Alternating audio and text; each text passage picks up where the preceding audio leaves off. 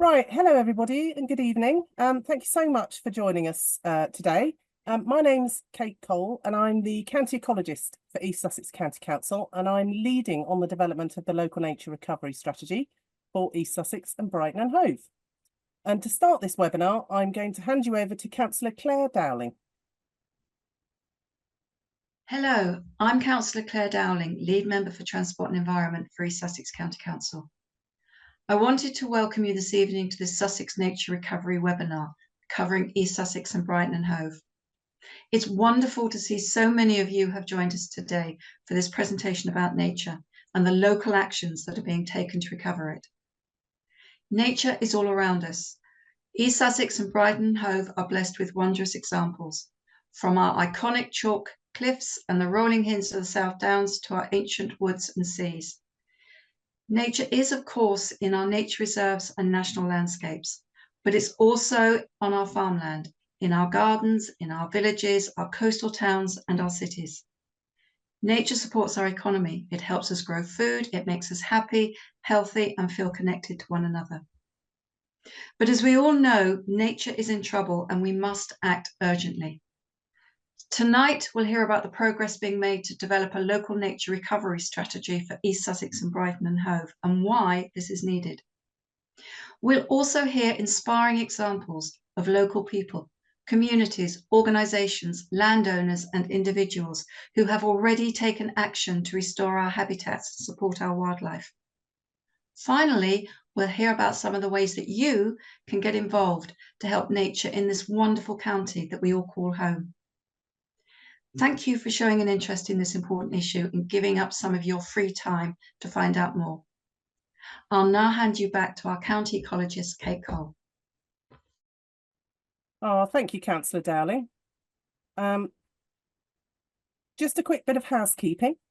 If you have any technical problems, if you can't hear us or you can't see the slides, please do put it in the chat and our tech people in the background will help you. We are recording this webinar and we'll be uploading the recording to the Sussex Nature Recovery website in the next week. Unfortunately, we don't have time for questions and answers today, but we do want your questions. So please do put them in the chat and we can take them away and we'll post the answers on our FAQ page on the website. Just to let you know, we've got a lot to get through tonight. We're going to do our best to stick to the hour, but we may run over. So please do bear with us. So this webinar is all about the local nature recovery strategy that's being developed for East Sussex and Brighton and Hove. So what I'm going to take you through has been informed by, firstly, the ecological evidence that we've been gathering as part of the process, and by the knowledge that we and our partners within the LNRS working group collectively hold. But it's also being informed by you. We've had over 17,000 responses from residents in Sussex, community groups and landowners, and you've shared what you think is important with us via those surveys. So we're going to be playing back some of what you've told us tonight. And it's also been inspired by the fantastic recovery efforts that are already taking place across Sussex. And I'm delighted that tonight we've got representatives from 4 of those projects who are going to be sharing their work with us. But before we talk about the strategies, let's talk about nature. And in particular, our nature. So as Councillor Dowling touched on, we're blessed with not 1, but 2 national landscapes. We've got the South Downs National Park, and we've got the High Weald Area of Outstanding Natural Beauty. Our topography, our landscape, it's synonymous with the rolling hills of the downland, and we're famed for our iconic chalk cliffs. Farmland is a huge part of our landscape. We've got over 100,000 hectares of farmland and something like 1,700 agricultural holdings which are helping to produce our food. We're known for our lively towns and cities, which have their own parks and green spaces, which are so important for our mental and physical well-being. But perhaps lesser known are other habitats like our coastal plains, those big flat areas close to the sea. Our marshes, we've got internationally important wetlands at Pevensey Bay, and the green sand at Eastbourne. So this is where the geology changes and you get the iron-rich minerals coming in, and the wildlife changes too. And we've got a number of incredibly important and rare habitats, and this is just some of them. I've got a particular soft spot for vegetated shingle. This is an incredibly rare habitat. Outside Northwest Europe, you only find it in Japan and New Zealand, but it's made up of highly specialised plants and animals that can cope with this dynamic environment. They've got about 5,000 hectares in the whole country, and 20% of that is in Sussex. Chalk grassland is one of the most biodiverse habitats in Western Europe. It's now very rare and fragmented, but it's of international conservation importance. And the South Downs National Park has some of the finest remaining examples. Lowland heathland is another priority habitat for biodiversity, and the Ashdown Forest is the largest surviving heathland in southeast England. And finally, salt marsh. This is another rare priority habitat. Probably our best examples are at Rye Harbour. It's a fantastic habitat, supports a huge variety of bird life, but it's also a nursery ground for fish. And it also stores carbon. It filters our water and it buffers our coast from flooding. And we've got some really interesting species as well. You may be aware that we have peregrines nesting in Brighton. We also have the largest kittiwake breeding colony in the southeast at Splash Point in Seaford. When it comes to plants, possibly our most important is spiked rampion. This is only found in East Sussex and across the whole of England, and it's only found at 8 sites. About 85% of the UK population is on one road verge in East Sussex. Bats, there are 18 species in the UK, and they're all found in Sussex. One of the rarest is the grey long-eared, and that's recently been recorded near Beachy Head. And our invertebrates, we've got our beautiful blue butterflies. Many of them are associated with the chalk, but perhaps one of our most special invertebrates is the fen raft spider. It's only found at 7 sites in the UK, and 3 of those are in Pevensey Levels. It's a bit of a whopper. It's known to catch fish and tadpoles.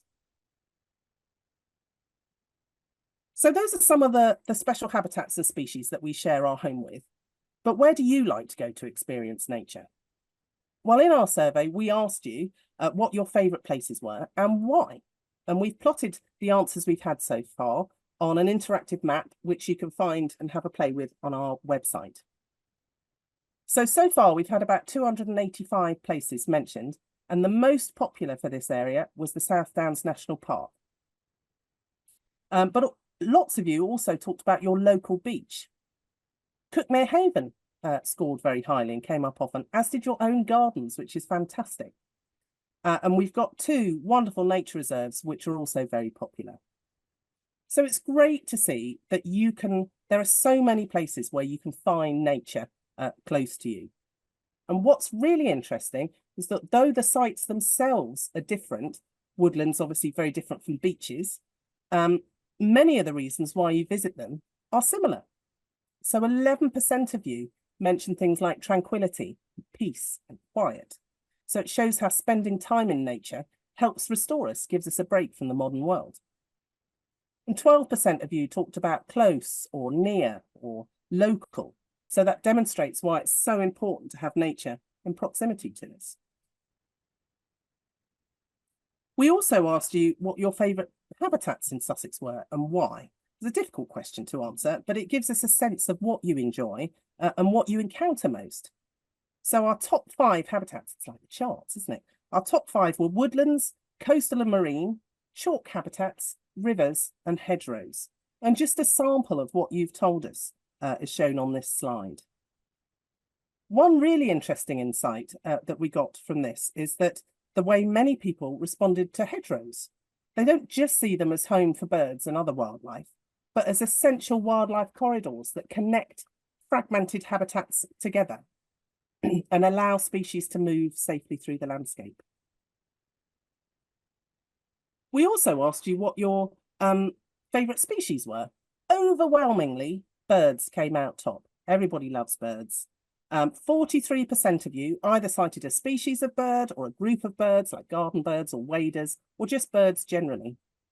So our top species were skylarks, kingfishers and kites. It's not really surprising that birds are loved so much. We get them in our gardens, we can see them, we can hear them, especially at this time of year. So they're that kind of tangible connection with the wilder world. You don't necessarily have that with a lot of our other wildlife. But it's great to see that orchids and bees made it into the top 5 as well.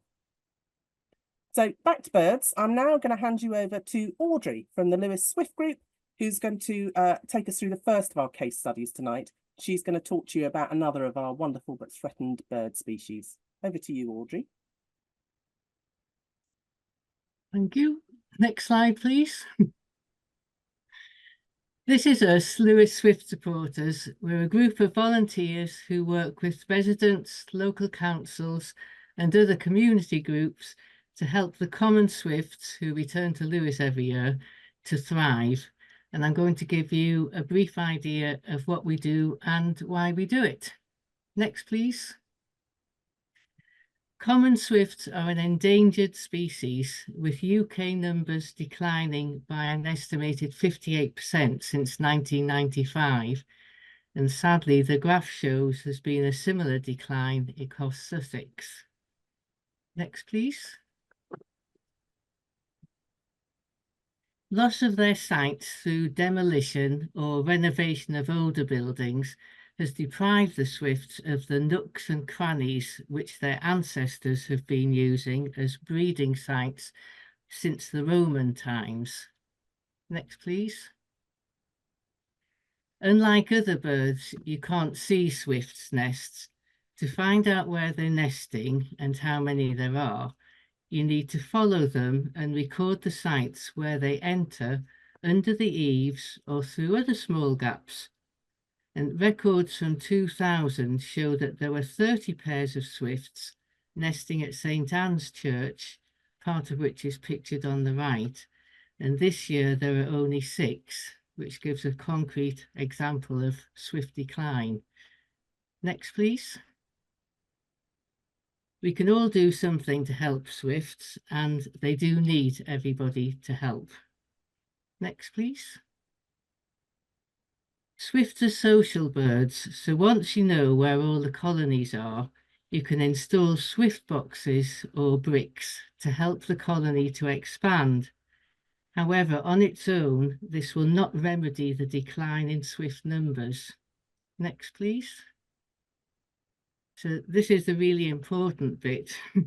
Historically, the longer day length in British summers allows swift to hunt successfully for the 20,000 aerial-borne insects and spiderlings that they need every day to feed themselves and their brood of 2 to 3 chicks.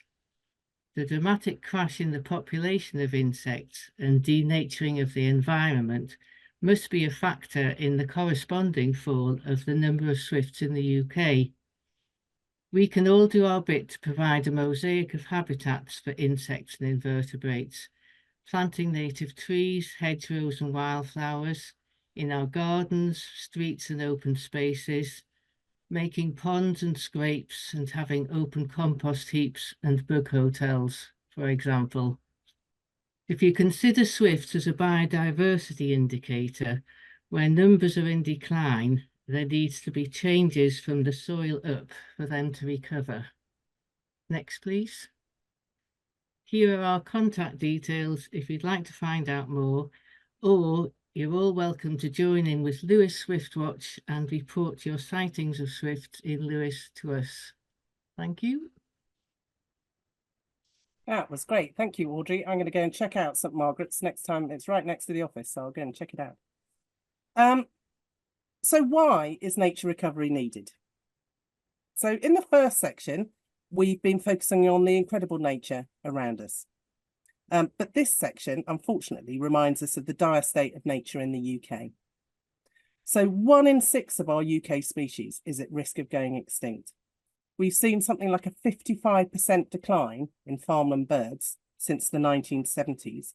More than half of our plants have decreased their distribution, And we've seen something like a 75% decline of hedgehogs in rural areas. And officially and depressingly, we are one of the most nature depleted countries in the world.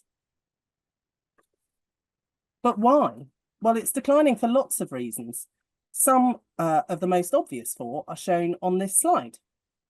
The loss of habitats through, for example, urbanisation and development. The remaining habitats we have are not necessarily in a very good condition. Habitats are becoming fragmented, which means they're small and isolated from each other. So as a consequence, they're less able to cope with pressures, and wildlife can't move safely across the landscape. And finally, we're seeing the loss of the abundance of certain species, with more species being threatened, as we've just seen. Climate change, pollution, development, and other pressures, they've all already taken their toll, and that's going to further push nature into decline unless we can make it more resilient. And with that decline, we're not just using biodiversity, but also all the benefits we get from a healthy environment. So things like clean air and water, and shade, and flood management, and carbon storage, all those sorts of things. So these pressures and the state of nature is why coordination is needed at the local level to agree where and how we need to act.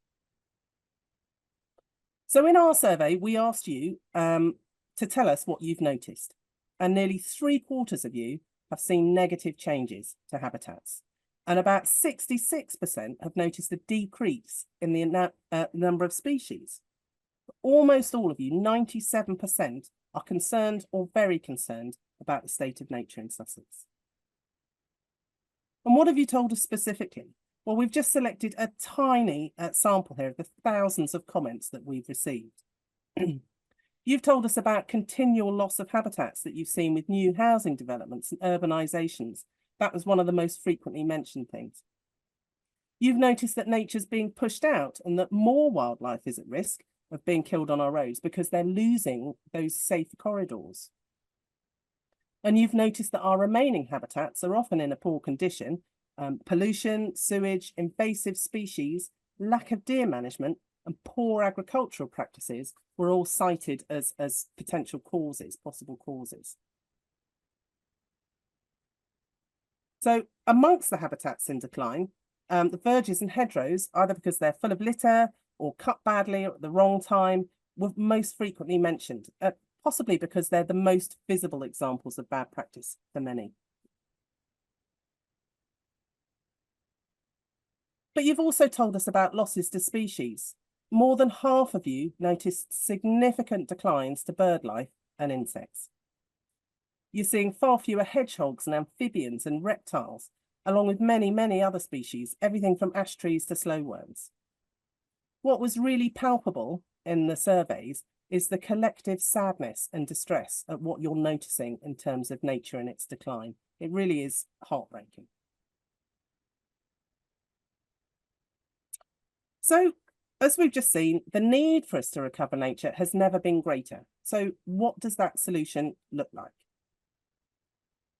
Well, there isn't a standard definition, but generally, nature recovery means that we need to take action to restore or create or expand or connect habitats. So it's action that's meant to support or help wildlife to thrive, or that mitigate the impact of climate change by making our landscape more resilient.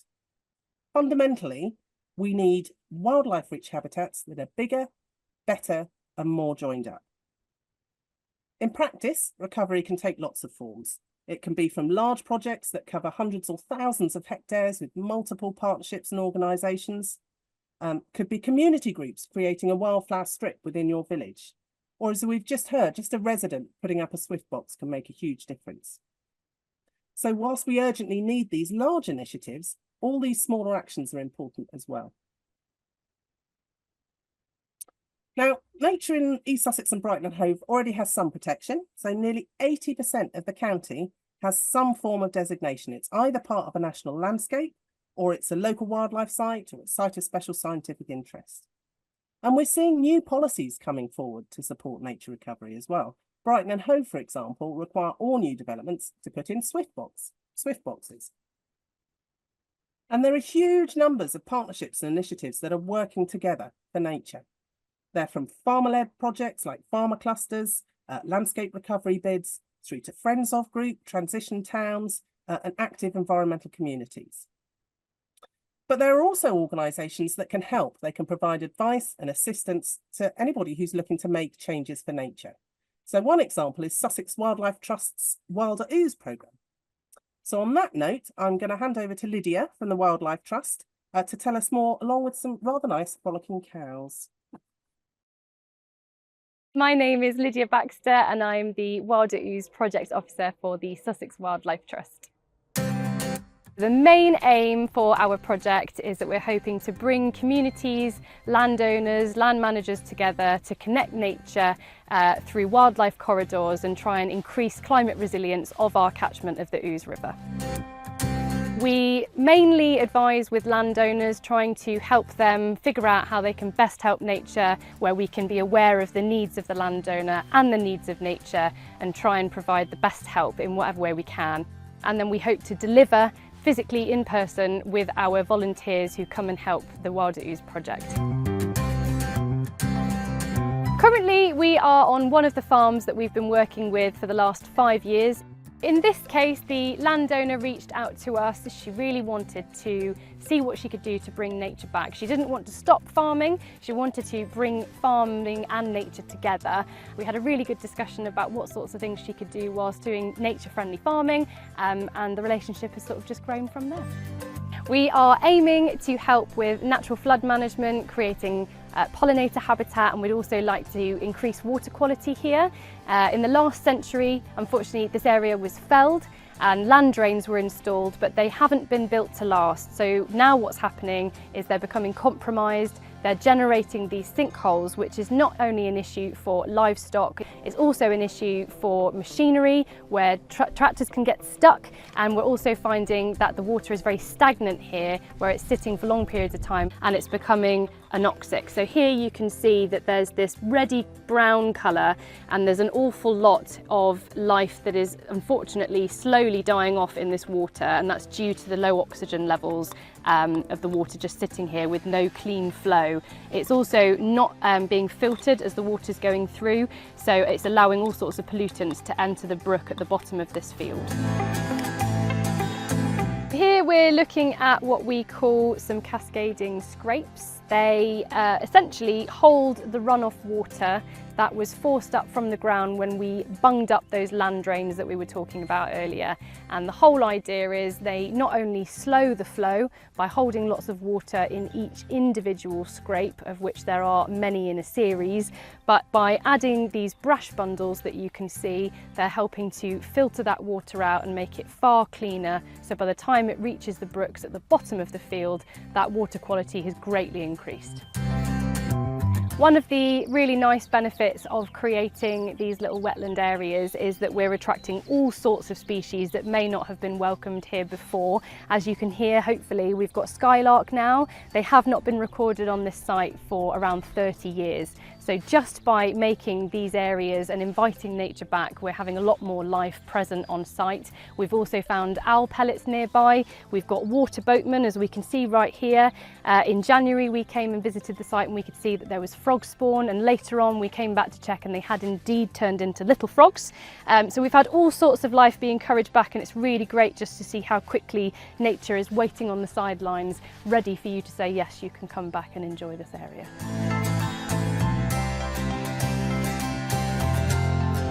And here we have planted a wonderful traditional hedgerow. Hedgerows are great because they not only provide a valuable source of food for pollinators through their flowering, but they also take up lots and lots of water. So they are a great way to do natural flood management.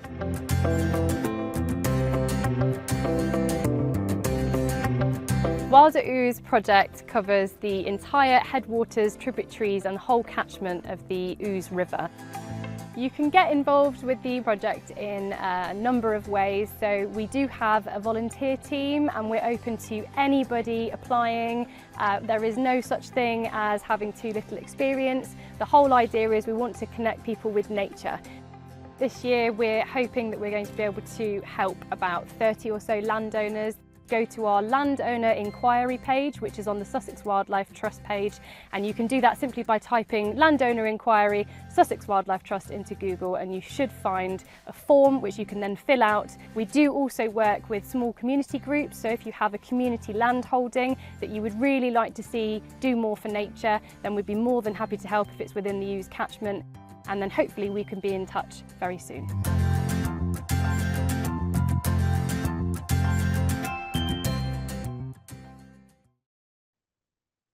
That was fantastic. Thank you to Lydia for sharing their inspiring work there in the Ouse catchment. So, as we've heard, Action for Nature is already underway across the county, which is brilliant. And we asked you, or we are asking you through the survey, if you've noticed any positive changes. So looking at East Sussex, 18% of you, rising up to 31% in Brighton and Hove, have noticed an improvement to habitats, with a smaller proportion also noticing an increase in some species. So what have you seen? You've talked about habitats being restored and even seeing nature surging back at places like Knepp. You talked about the great work to restore the river at Cockshut near Lewes, and to help wildlife at Seaford and in Seven Sisters Country Park. They were also mentioned. And you've seen an improvement in some management practices. Particularly notice and happy to see verges, hedgerows and other green spaces are being cut less often or less harshly. And you're seeing some more of our wildlife. Lots of you have mentioned an increase in birds of prey, and we're also seeing more butterflies and moths in some areas. And really inspiringly, lots of you told us very proudly about nature returning to your own gardens and your own allotments and your own fields after making changes at home. So that's fantastic.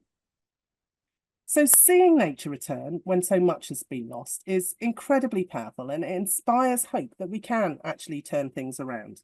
I'm now going to hand you over to Paul Gorringe from the Wilding Waterhall project, who's going to tell us a bit more about what he's been doing. Thank you, Kate. Good evening, everybody. My name's Paul Gorringe. I'm I've been a ranger for Brighton Hove City Council for well over 15 years now. And I was very privileged and delighted to take on the Wilding Waterhall project a couple of years ago, up on the Brighton Downs, just the other side of the A27 bypass. Next slide, please. So what we're trying to do at Waterhall is actually a bit of a hybrid or fusion project. Although we want to recreate an ancient landscape to a degree, but we can do that in two different ways. So there's 90 hectares up at Waterhall. There's 60 hectares of an old golf course and 30 that we've lumped all together into this big new nature reserve. It's Brighton's newest nature reserve, and it's also been designated statutory open access land. As I said, it was a golf course for about 70, 80 years and closed in 2020. And it's, on a selfish note, it's quite a lovely story for myself because I played golf there as a kid. And my nan was a senior champion there, and her name is up on the plaques in the old ladies' changing room. So for me, it's quite a romantic story to be able to come back as a grown up and affect this big change on the landscape, hopefully for the good, because golf courses, although they're not a housing estate or a car park, they still are a relatively synthetic landscape because of the management work that's required. So to be able to come back and send the landscape in a much more organic and biodiverse direction is wonderful. So when I say about a fusion or hybrid project, what we have here, as I said at the beginning, is the restoration and rewilding. So the restoration is really the sort of chalk grassland management that we kind of know how to do. We know that it works. We've tried and tested that. And that's quite a specific and strict type management that we carry out on certain parts of the site that need that kind of management. But the other thing we want to do is to try and implement a kind of more hands-off approach. And that's where that rewilding philosophy comes in. And that basically means to try and install a more system-led approach where the grazing animals that we have on site are leading the charge when it comes to the change, the nature recovery longer term. And we're just giving those animals a helping hand around the edges to be able to sort of create more of a complete system. The project is part of the Changing Chalk Partnership, which is a much wider umbrella collection of about 20 projects running across the Downs. And the aims are to restore the lost landscapes and the habitats and bring history and local cultures to life and provide new experiences in the outdoors. Next slide, please. Chalk grassland has been a great love of mine for 20 years or so now. It's one of the most species-rich habitats in the world. We've got it right on our doorstep. We are very lucky to have it so close to us. The South Downs National Park unbelievably has the lion's share in the whole world of chalk grassland. There's loads of chalk all over the world, but not very much of it with this tiny little impoverished thin layers of soil on the top that actually have over many hundreds and thousands of years have created this extremely wildlife-rich habitat. Species, lots of key species on the Downs. Many that call it home would be some of our flagship blue butterflies, like the Adonis blue, the chalk-hill blue, which is some of the animals I got into in the first place 20 years ago to cut my teeth, if you like. But also key species like the adders, which kind of need those all-important edge habitats to live out their lives. The butterflies, as I say, dormice in the scrub and the woodlands, because it's not all about grassland on the Downs, although it's our key habitat, if you like. It's extremely important to remember to manage optimally the scrub and the woodland and all the edges and all the scruffy bits, which are actually the most species-rich areas, especially when you combine them all into these big mosaics. That's where the magic happens. So we've also got obviously ground nesting birds on the Downs, such as the skylark, which I think was referenced earlier. And for me, it's one of those quintessential sounds of the summer is the beautiful song of the skylark. Next slide, please. So conservation grazing. So this is, as I say, is a key part of the management at Waterhall and across the Downs. And chalk grassland has been developed for over thousands of years of grazing, principally and initially by non-native animals, as sheep and goats, which aren't actually from the UK originally. But they have created these fantastic habitats across the Downs. So what we've tried to do is to reintroduce animals that would have been here in our English landscape, such as wild ponies and wild cattle, but also with a bit of a helping hand from sheep for that tighter management that I mentioned earlier that we need for the chalk grassland. Plant-eating animals such as sheep, cows, and ponies help maintain habitats such as open grassland and the scrub. So as I say, the scrub is really important, and some of the woodland at Waterhall as well. Some of it which we're cutting into a little bit to try and restore some of the grassland that's been sort of eaten up in the last half a century or so. But other parts of the site have got some really lovely species-rich, diverse, uneven aged woodland that actually are really valuable. And so what the cattle have been doing is pushing into those areas, knocking down old trees like the elephants of Sussex, and bringing light in through the canopy and doing some great work in sort of mixing up those woodlands a little bit as well, because that interaction is really important. And then you can see we've got a herd of Sussex Reds. We've got 30 of the boys. They live and they will live their lives on the site, basically kind of recreating those wild animals that would have been here a long time ago. But we are putting a modern twist on it, which is to use GPS collars to be able to move them around the site, around the site seamlessly and in a less impactful way for the animals, and in a more holistic way where we don't have to use as many fences, physical fences in the landscape, which gives that more of a feeling of open space. Next slide, please. So people, oh, my favorite thing. I mean, I love the wildlife. I love the landscape. I love getting my hands dirty, working on the land, working with the livestock. But for me, this is a big story about people. And you know, we've got lots of volunteers working at Waterhall. We've got about 800 people. It says there, about 800 people on the Friends of Wilding Waterhall Facebook group. We've got about 450 on the contact list, which are the people that come out and regularly work on volunteering sessions with us, which is amazing. As well as the volunteering, we organise lots of walks and talks, sort of guided safaris, things like that. I've got about 12 booked in now for the next 3 or 4 months. And we also work with schools. This Wednesday, I've got 72 kids from a local school coming up. Help me. It's going to be great. But we also, you know, things like community picnics. Last month, we led a dawn chorus walk at 5 o'clock, and it was deafening, which was wonderful. The place is alive with whitethroats at the moment. And lots of other birds, including the skylarks.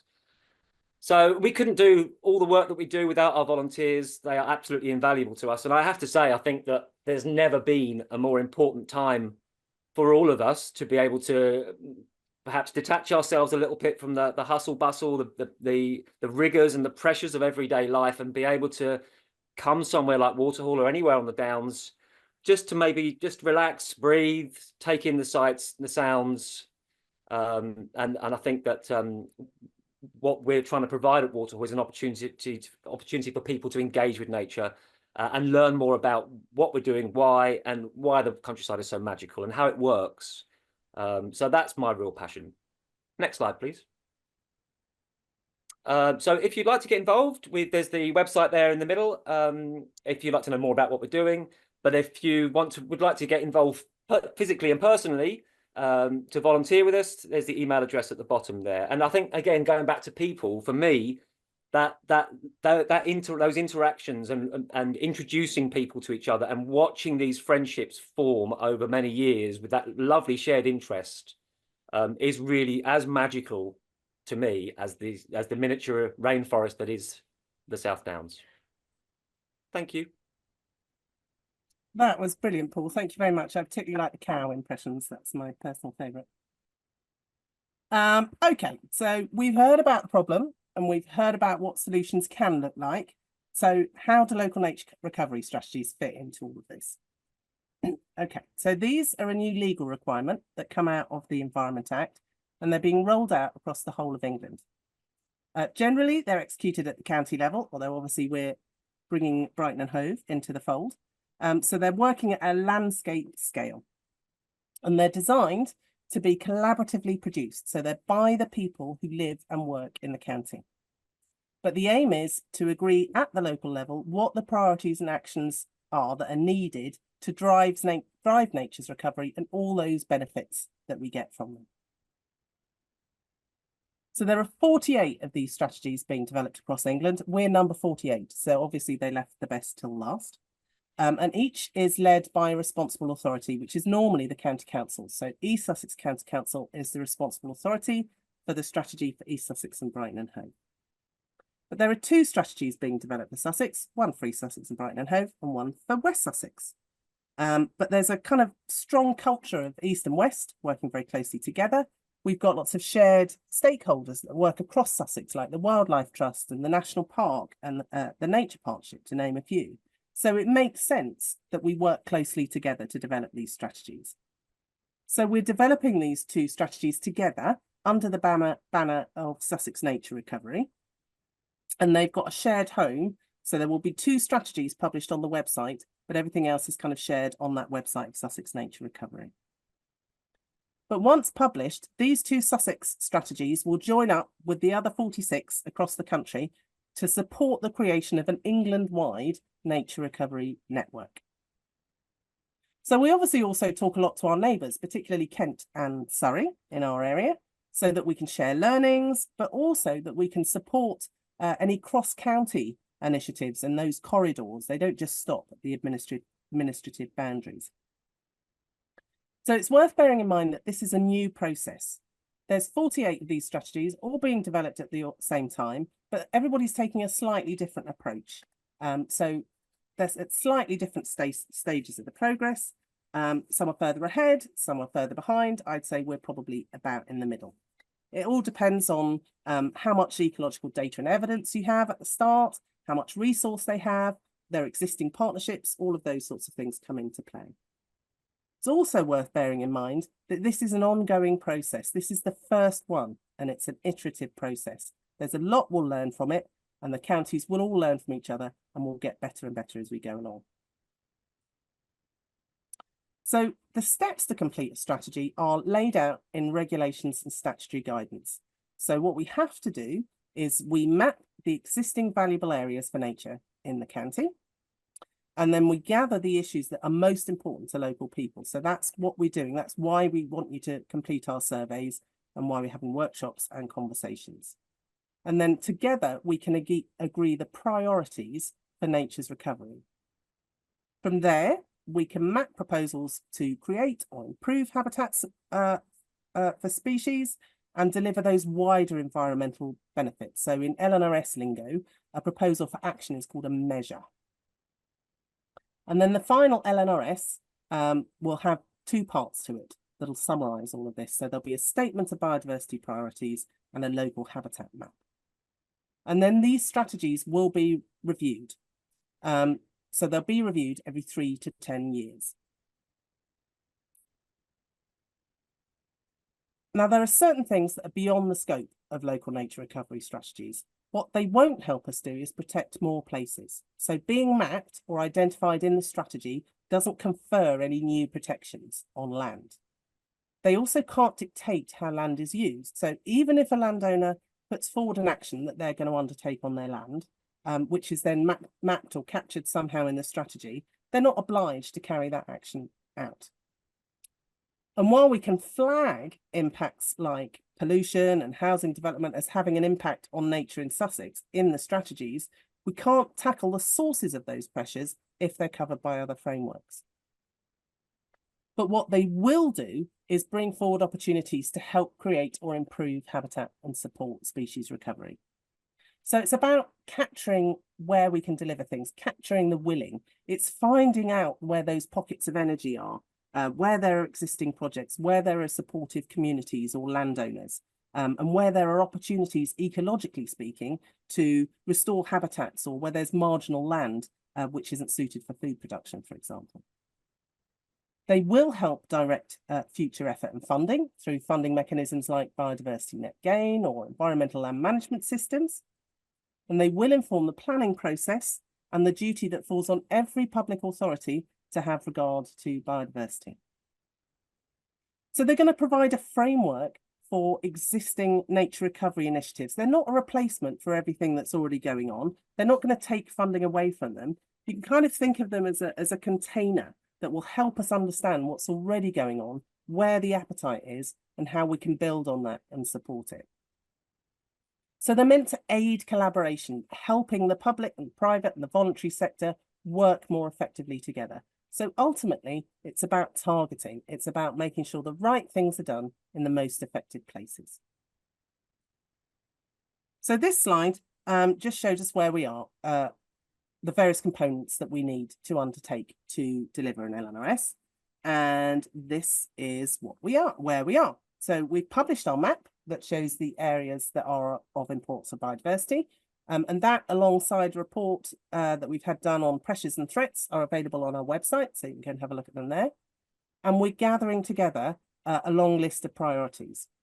So the next stage will be to shortlist that, and then we can begin capturing and mapping measures. Then there'll be a public consultation on the final strategy early next year, and then the aim is to publish in the summer of 25. So I mentioned that we're currently gathering together a long list of priorities for nature recovery, and there are 4 main sources for that list.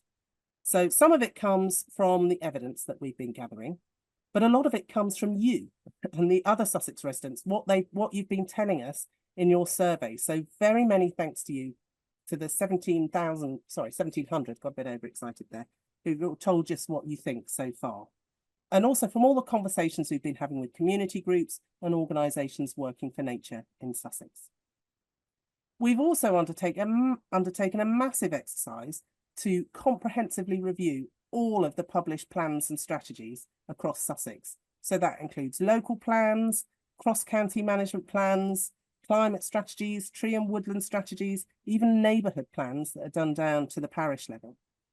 So by doing that, we're recognising and acknowledge the huge amount of work that's already taking place across Sussex for nature, rather than starting from a blank sheet of paper. So that list of priorities is still being gathered and you can still feed into it, but we're already thinking about how we could organise that list even before we start shortlisting. So just to let you know, the statutory guidance says that we have to bring that long list down into a manageable number of agreed critical priorities that reflect a balance of suggestions from local partners and support national environmental objectives. It's a bit of a mouthful. So what you'll see here is kind of some emerging principles, if you like, for doing that organising.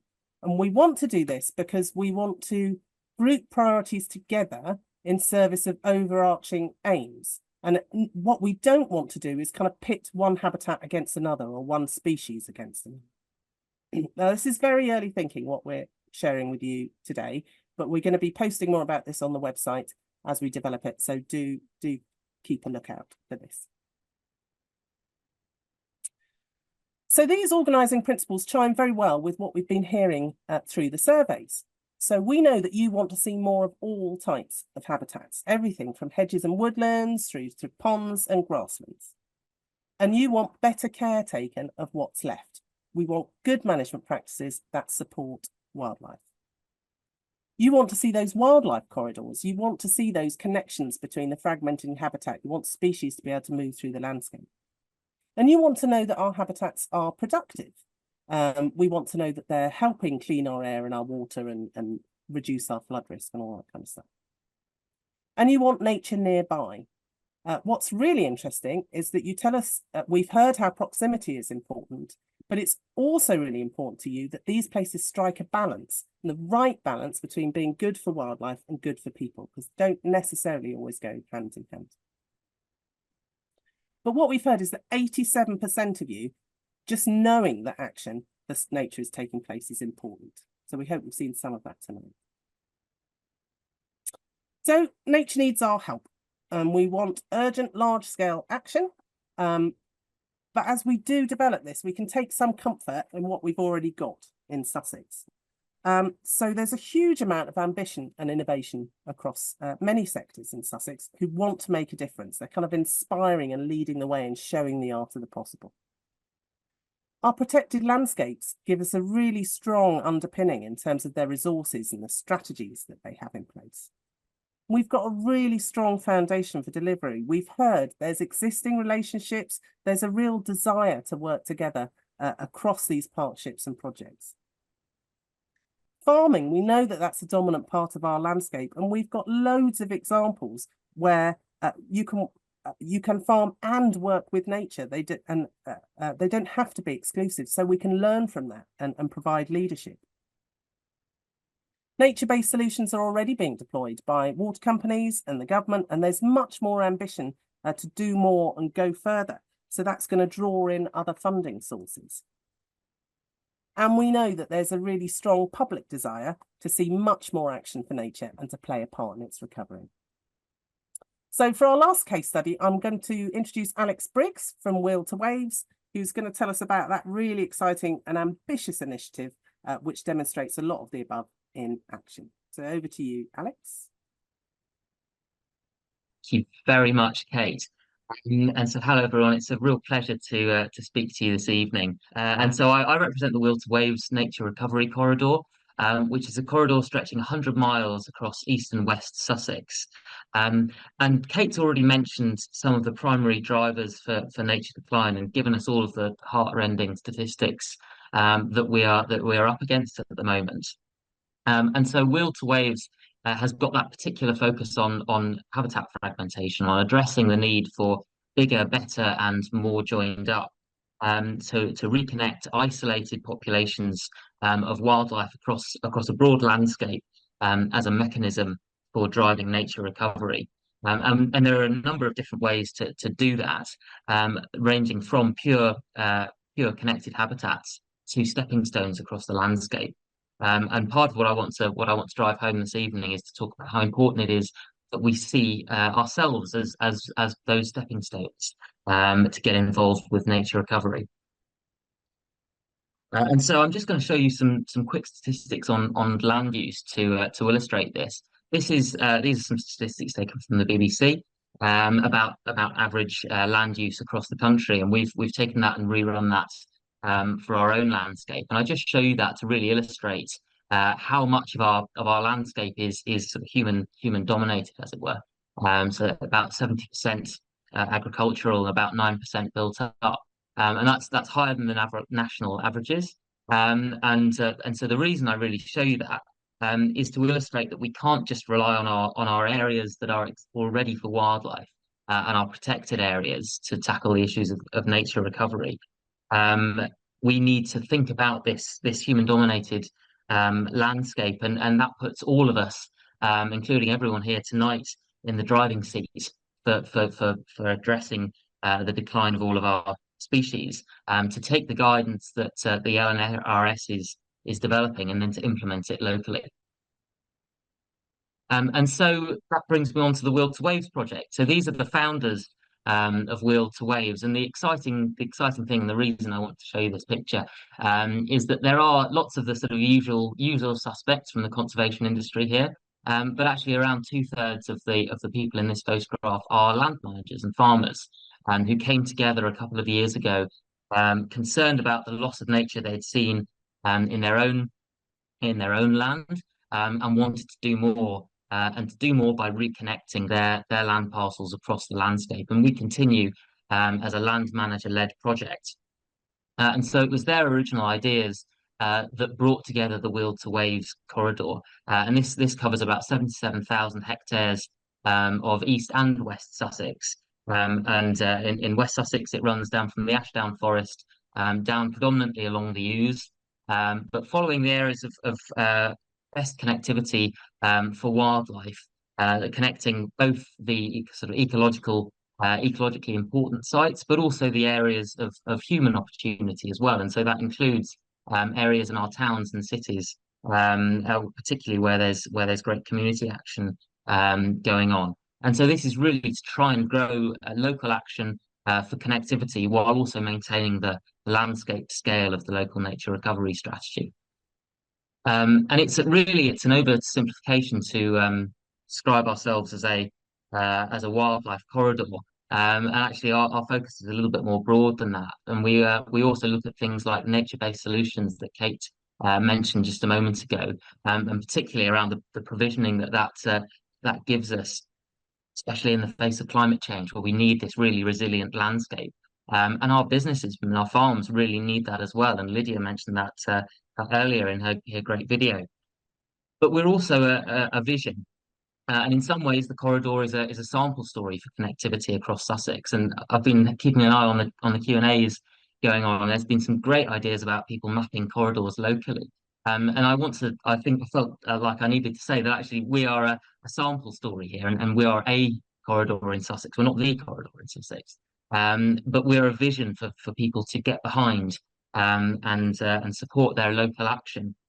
So whether they're an individual or a gardener or part of a community group, there are ways to get involved and join those dots in the Weald to Waves corridor. But we also need to think of that business case, as I mentioned, and so green finance and nature-based solutions are going to become increasingly massive in the next few years, and this is a really exciting conversation. But it's very, very new, and there are very, very few people that can label themselves as experts in this stuff. And the same is true with nature recovery more generally. When we're all in the driving seat for this, it's really important that as Weald to Waves we are a supportive network for people to take this journey for nature recovery in whatever solution that suits you, essentially. And so this is a map of the corridor as we have it now. And what you're seeing here really is a massive diversity of different options for nature recovery. And so along in our East Sussex section of the corridor, we have farmers and the South Downs National Park Authority looking at becoming the case studies for the business case for nature. But we've also got land managers looking at engaging with their communities for environmental education. And we've got a huge social and environmental movement going on. I'm from West Sussex, and I really envy this. You know, you've got groups tackling issues ranging from the Swifts in Lewes to the rights of nature on the River Ouse. So there's really exciting stuff going on. And so I'm going to leave you this evening with the thought that whoever you are and wherever you're an individual or a land manager or a business owner or a gardener or a member of a community group, there are ways to get involved, and there's a real imperative to get involved. And so the thought I want to leave you with is engage with your local nature recovery strategy. Get involved, whether it's a local project or Weald to Waves. You can come together for a more sustainable landscape. So thank you very much, and I'm going to hand you back to Kate. That was brilliant. Thank you, Alex. It's such an inspiring initiative. It's amazing.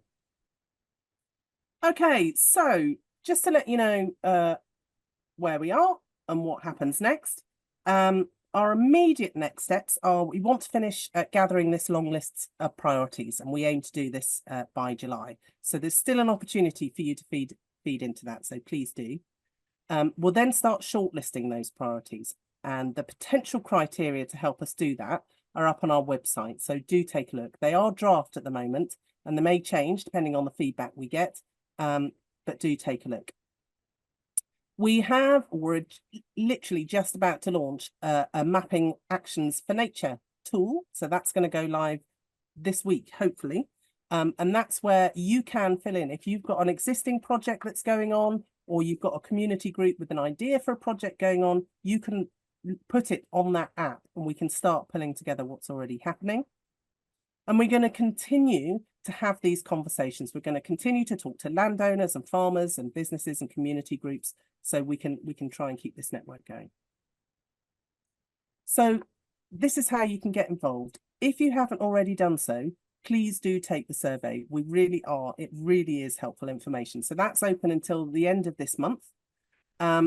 Do please add your projects onto the mapping tool as soon as it's live. So keep an eye on the website. And of course, we've heard that you can take action at home in your own community, as we've heard today. All of the links that we've got in the slides today will be on our website. We've got a residents page on our website for links to advice about how you can make changes in your garden, to invite nature in, and how you can find a community group locally if you have the time, or all sorts of other ways. Okay, so we've reached the end tonight. I just want to say a huge thank you to our case studies for sharing their inspiring work with us. So thank you to Audrey Jarvis from the Lewes Swift Group, to Lydia Baxter from Weald at Ouse, from Paul Gorringe from Brighton Hove, and from Alex Briggs from Weald to Waves. And to you, thank you very much for giving up your valuable time this evening, and thank you coming along to hear about this important work. So enjoy the rest of your evening, and good night.